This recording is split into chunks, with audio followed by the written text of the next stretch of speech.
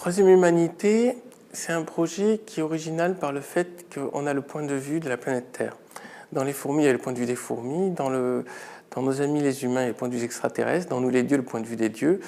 Et dans Troisième Humanité, il y a cette idée, que pense la Terre de notre espèce? Et je la fais parler, et c'est un personnage important du roman, et en même temps, elle nous perçoit d'une manière complètement neutre, complètement détachée, et elle nous perçoit comme une espèce en train d'évoluer. Et en parallèle, on voit deux héros qui sont Aurore et David, qui sont deux humains qui ont compris que l'espèce est en train d'évoluer et qui sont en train d'inventer l'évolution, enfin d'accélérer l'évolution de l'espèce. Alors au début du roman, il y a une expédition qui permet de trouver des humains extraordinaires, c'est-à-dire des squelettes au fond de l'Antarctique. Ces squelettes font 17 mètres de long. Et ces squelettes sont en fait, la première idée, c'est que jadis, il y avait sur Terre une espèce d'humains, mais de taille géante.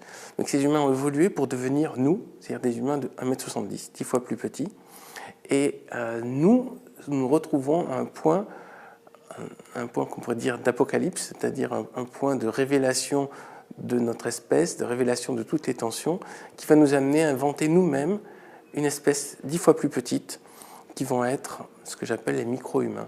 Donc, à la question d'où venons-nous, qui sommes-nous, où allons-nous, la Troisième Humanité répond nous étions des géants, nous sommes devenus l'espèce actuelle d'1,70 m et nous allons devenir une espèce plus petite. Et voilà le thème de Troisième Humanité. Il y avait jadis une première humanité, nous sommes la deuxième humanité et il va bientôt apparaître, grâce à Aurore et David, une troisième humanité. Pour moi, il n'y a pas de différence entre la science et la spiritualité. C'est des domaines de curiosité, des domaines d'exploration. Alors évidemment, il y a une guerre entre les scientifiques rationnels et les spiritualistes délirants, mais je crois qu'il y a un juste milieu, c'est-à-dire que chez les scientifiques rationnels, il arrive l'idée qu'on ne peut pas tout expliquer, et chez les spiritualistes, même les plus délirants, il arrive l'idée que dans la science, il y a peut-être des réponses, des solutions.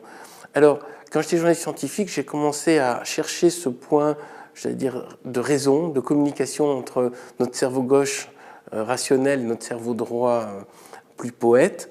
Et dans les romans, je continue cette recherche, à savoir parler de science et en même temps parler de spiritualité, parler de la réincarnation et en même temps parler des étoiles et de l'origine de l'univers, et laisser le domaine romanesque s'enrichir de toutes les cultures, y compris donc la culture hindouiste avec la réincarnation, y compris la culture atlante qui est évoquée dans Troisième Humanité, mais y compris aussi la culture grecque et les cultures modernes qui sont en train qui ont des richesses qui, à mon avis, ont été déformées parce que trop métaphoriques.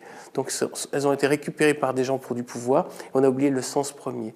Je crois que dans la mythologie grecque, qui d'ailleurs évoque l'existence de géants avant l'humanité, il y a une forme de sagesse et il y a une forme de science.